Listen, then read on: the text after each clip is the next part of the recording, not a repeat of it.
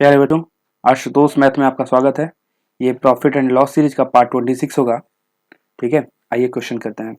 लिखा हुआ है यदि 5 रुपये प्रति खिलौने की दर से यदि खिलौने जो है 5 रुपये प्रति खिलौने की दर से खरीदे गए, मतलब खिलौने का जो सीपी है, कॉस्ट प्राइस है, प्रति खिलौना कितना हो गया 5 रुपये।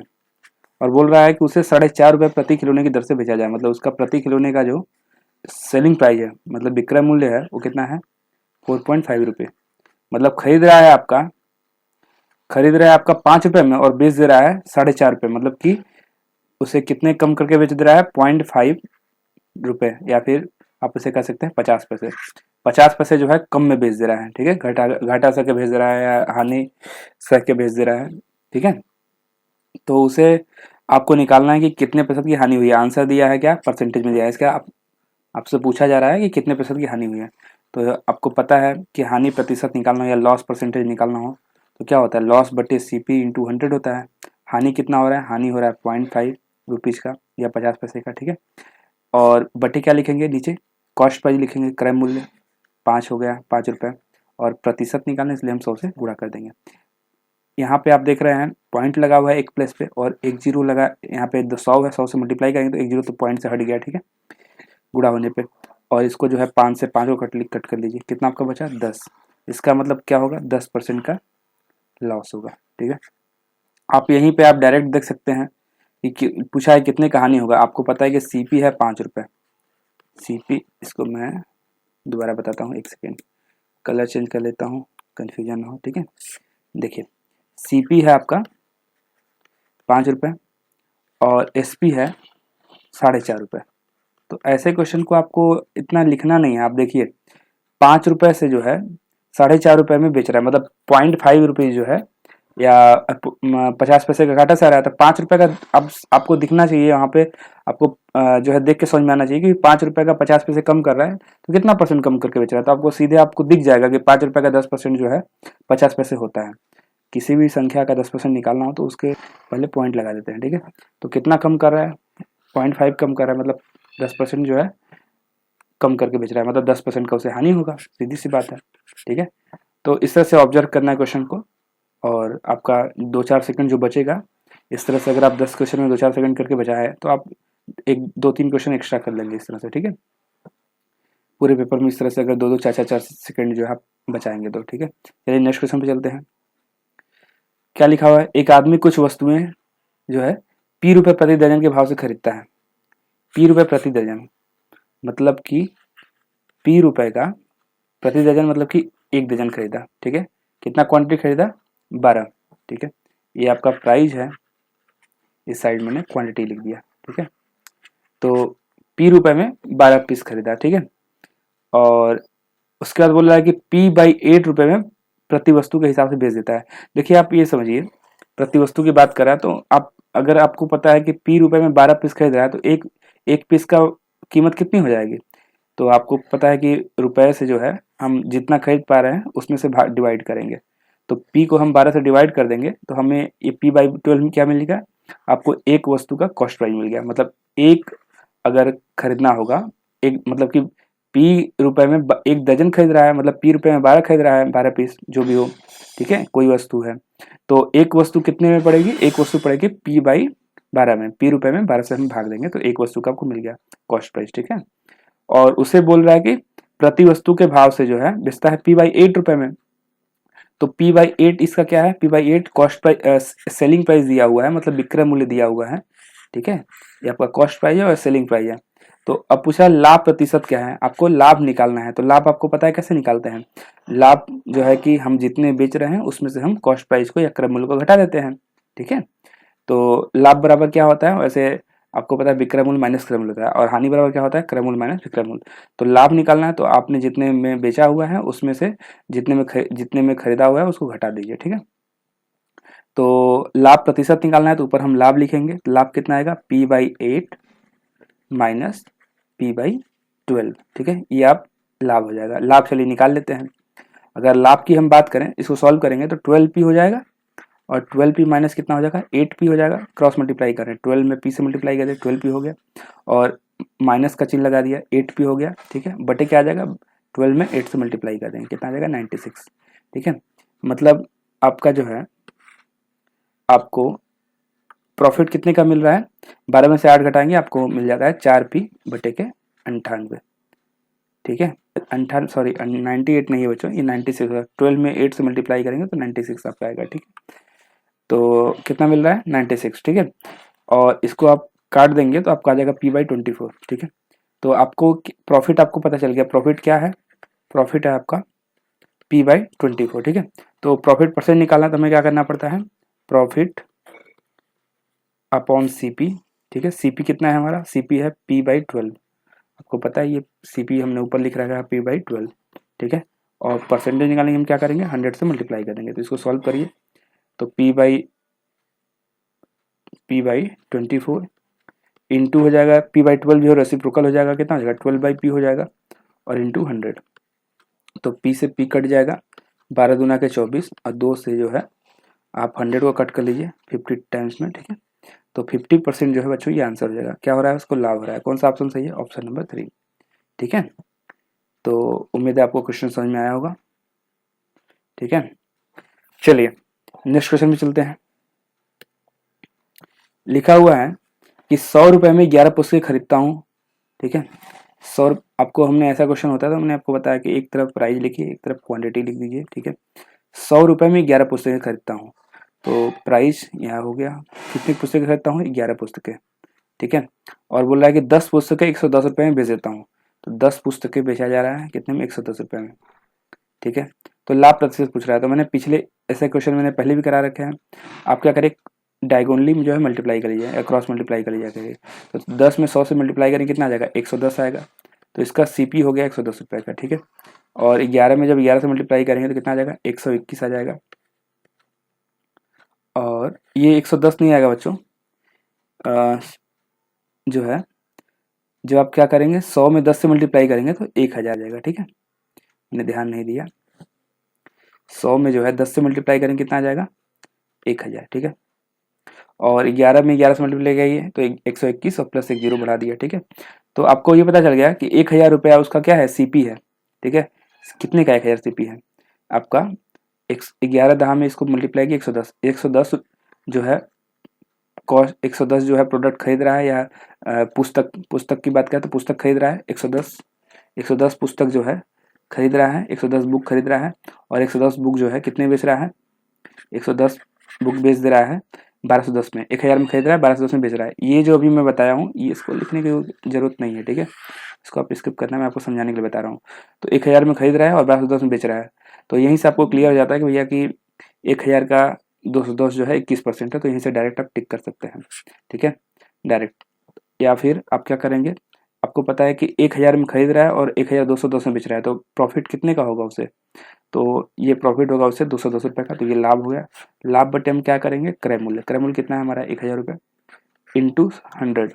ये जो यहाँ पे आया है ये आपका सीपी है, ये क्या पार्ट है, एसपी है। ठीक है, तो 00 से 00 कट कर लीजिए, 10 से ऊपर 10 कट हो गया, क्या बचा आपका 21। तो जो 21 बचा वही 21% का लाभ हो गया। ठीक है, चलिए नेक्स्ट क्वेश्चन पे चलते हैं बच्चों। लिखा हुआ है एक दुकानदार 10 रुपये प्रति 7 पेन की दर से पेन खरीद कर लाया। ठीक है, 10 रुपये प्रति 7 पेन, 10 रुपए के क्या 7 पेन। अगर 10 रुपए के 7 पेन खरीद के लाया है तो हम एक पेन का अगर हम कॉस्ट प्राइस निकालेंगे तो कितना हो जाएगा, एक पेन का कॉस्ट प्राइस हो जाएगा 10 बटे के 10 रुपए में 7 से भाग दे देंगे, 10 बटे के 7 रुपये हो जाएगा। ठीक है, cost of CP of 1 pen. ठीक है, ये और आगे क्या लिखा हुआ है,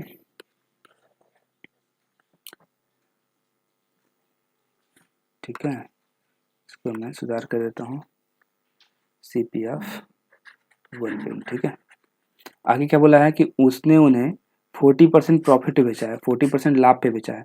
तो यदि आप 10/7 रुपये में खरीद रहे हैं और आपको पता है कि 40% प्रॉफिट हो रहा है, तो सेलिंग प्राइस आपको निकालना है, तो इसको 40% इंक्रीज कर दीजिए। आप 40% इंक्रीज करने के लिए हमें क्या करना पड़ेगा, 100 + 40/100। ये अगर वैल्यू 100% पहले से 40% इंक्रीज होगी तो 140% हो जाएगी, तो 140% रख दीजिए। 140% का मतलब 140 बटे के 100, 1 0 से 0 गया। ठीक है, ये भी 0 कट गया, 7 दूना के 14, मतलब आपको क्या मिल जाता है, आपको मिल जाता है 2 रुपये।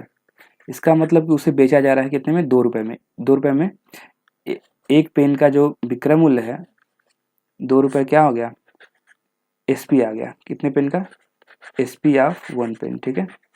एक पेन का क्या आ गया, एसपी आ गया, विक्रय मूल्य। तो आपसे पूछा है कि किसी खरीदार को 10 रुपये में कितने पेन मिलेंगे। अगर कोई पेन खरीदने गया है तो उसके पास अगर 10 रुपये हैं तो कितने पेन खरीदेगा, तो 10 रुपये उसके पास है और एक पेन पड़ रहा है 2 रुपये का, तो उसे भाग दे दीजिए। कितना पेन उसके हाथ में आएगा, 2 पचे 10, 5 पेन मिलेंगे, ठीक है। और ये जो है आपका आंसर हो जाता है, ठीक है। कौन सा ऑप्शन सही है बच्चों, थर्ड वाला, ठीक है। ये क्वेश्चन आपका 4 दिसंबर 2011 को एसएससी सीएचएसएल वगैरह में पूछा गया है। चलिए नेक्स्ट क्वेश्चन पे चलते हैं। देखिए लिखा है, नितिन ने 40 रुपये प्रति दर्जन के भाव से कुछ संतरे खरीदे। देखिए 40 रुपये,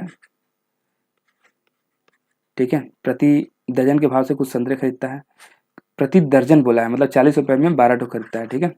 ये आपका प्राइस हो गया और इस साइड आपका क्वांटिटी में लिख दिया। और उसके बाद बोल रहा है कि उतने ही संतरे 30 रुपये प्रति दर्जन के भाव से खरीदे। 30 रुपये प्रति दर्जन के भाव से कुछ और खरीद लिए, मतलब कि 12 प्रति दर्जन है, ठीक है। 30 रुपये में 12 ठो खरीदा है। उसके बाद बोला है कि उसे 45 रुपये प्रति दर्जन के भाव से बेचकर 480 का लाभ कमाया था। तो कितने जो है संतरे खरीदे थे, ठीक है। तो इसको अगर हम आप देखें, इसको आप ऐड करें क्योंकि ये दोनों जो है खरीदे ही गए हैं, ठीक है। तो 40 और 30 70 रुपये हो जाएंगे और 12 और 12 कितना आ जाएगा, 24 पीस। तो 70 रुपये में 24 के पीस खरीदा है। अगर हम प्रति दर्जन की बात करें तो कितना आ जाएगा, 2 से भाग दीजिए, दोनों में आ जाएगा यहाँ पे 35 रुपये और 24 में 2 से भाग देंगे, कितना आ जाएगा, 12 रुपये, 12, ठीक है, 12 पीस। 2 से भागने में इसलिए लिया क्योंकि आपको पता है कि 45 रुपये प्रति दर्जन बेच रहा है, तो हम प्रति दर्जन का कॉस्ट प्राइस निकाल लें। तो 24 को 12 करने के लिए आप 2 से भाग दे देंगे। तो इसका मतलब कि 35 रुपये प्रति दर्जन क्या कर रहा है, वो खरीदा है, उसको क्या पड़ा है, ये सीपी है, ठीक है। क्या है, 35 रुपये प्रति दर्जन क्या है, उसका है सीपी है। और उसको बेच रहा है 45 रुपये प्रति दर्जन। यदि 45 रुपये प्रति दर्जन क्या है, उसका एसपी है। अगर एसपी है, 35 रुपये प्रति दर्जन खरीद रहा है और 45 रुपये प्रति दर्जन बेच रहा है, तो प्रति दर्जन उसे बेचने पे कितने रुपए का लाभ हो रहा है, उसे 10 रुपये का लाभ हो रहा है। कितने रुपए का, 10 रुपये। 35 रुपये प्रति दर्जन खरीद रहा है और 45 रुपये प्रति दर्जन बेच रहा है, तो उसे 10 रुपये का प्रॉफिट हो रहा है। लेकिन क्वेश्चन में बोला गया है कि उसने बेचने पर कितना लाभ प्राप्त किया है, 480 रुपये का लाभ प्राप्त किया गया है। तो उसके द्वारा खरीदे गए संतरों की संख्या क्या थी, तो संतरों की संख्या निकालनी है। तो आपको पता है 480 रुपये का लाभ हो रहा है और 10 रुपये प्रति दर्जन लाभ हो रहा है। तो 10 से अगर भाग देंगे तो आपको मिल जाता है 48, ठीक है। हमने कुल लाभ में से प्रति दर्जन लाभ जो है, प्रति दर्जन लाभ से कुल लाभ को प्रति दर्जन लाभ से डिवाइड कर दिया, तो आपका 48 आता है। तो 48 से सेबों की संख्या नहीं होगी, सेबों की संख्या होगी 48, जो है कि 48 क्या हो, 48 दर्जन सेबों की, सेब नहीं है, संतरे हैं, ठीक है। संतरों की संख्या कुल कितनी होगी, 48 दर्जन आएगी, ठीक है। यहाँ पे दर्जन नहीं बोला है, लेकिन ये आपको पता होना चाहिए कि 48 दर्जन है। सेबों की संख्या बोले तो आपको पता है कि 48 दर्जन है, तो 48 में 12 से मल्टीप्लाई कर देंगे, ठीक है। तो ये संख्या जो ऑप्शन में दिया गया है, ये दर्जन के हिसाब से पूछा गया है, ठीक है। तो इसका आंसर क्या हो जाएगा, फर्स्ट वाला 48। चलिए नेक्स्ट क्वेश्चन में चलते हैं बच्चों। चलिए 2 क्वेश्चन और बचा है, जल्दी से देख लीजिए। किसी वस्तु को बिक्री मूल्य में 162 रुपए की वृद्धि करने पर उसे 19% की हानि होती है। मतलब किसी वस्तु को बेच रहा है और एक काम करता है कि बेचने में, मतलब जितना उसका विक्रय मूल्य है, जितने में बेच रहा है, जितना उसका सेलिंग प्राइस है, उसमें अगर वो 162 रुपये बढ़ा देता है तो उसको पहले 19% की हानि होती थी और 19% की जो उसकी लॉस है 17% प्रॉफिट में बदल जाती है, ठीक है। तो उस वस्तु का लागत मूल्य निकालना है। हम क्या करेंगे, हम मानते हैं कि 100% उसका सीपी है, ठीक है। सीपी उसका कितना, 100%। और यदि जो है 19% की उसको हानि मिल रही है, यही बोला ना कि इस वस्तु के विक्रय मूल्य में 162 रुपये की वृद्धि करने पर उसकी हानि, उसकी 19% की हानि 17% लाभ बदला। इसका मतलब कि उसने 19% हानि भी बेचा है। तो अगर 19% हानि बेचा है, 100% में खरीदा, अगर 19% लॉस पे बेचा है, हानि पे, मतलब -19% करेंगे, अगर -19% आप करेंगे तो कितना आ जाएगा, आपको मिल जाएगा 81%। 81% क्या होगा, ये एसपी हो गया। और बोला कि यदि उसमें 162 रुपये की वृद्धि की जाए, तो हम एक वृद्धि करने के बाद इसलिए प्लस 162 कर दिए। और उसके बाद बोल रहा है कि उसके बाद क्या होता है कि 17% ये क्या होता है, प्रॉफिट में बदल जाता है। तो 17% प्रॉफिट, अगर 100% में आपने उसे खरीदा हुआ है तो 17% प्रॉफिट कब बदलेगा, जब 17% ऐड होगा, ठीक है। 117% हो जाता है। तो उस वस्तु का लागत मूल्य निकालना है। यहाँ से देखिए आपको परसेंटेज आप देख रहे हैं, ठीक है, आपको परसेंट पता चल जाएगा कि 1% का वैल्यू क्या है। तो 81% को राइट हैंड साइड लेके जाएंगे तो घट जाएगा, 19 दूनी 38 और 2 घटा दीजिए 36। इसका मतलब 36% बराबर आपका हो जाता है। यहाँ पे क्या बचा है 162। 36% बराबर 162 हो गया। तो लागत मूल्य निकालना है, मतलब कॉस्ट प्राइस निकालना है। तो 100% का आप वैल्यू निकाल लीजिए, ठीक है, क्वेश्चन मार्क क्रॉस मल्टीप्लाई कर लीजिए, ठीक है। 100 इंटू 162 और बटा कितना हो जाएगा 36, ठीक है।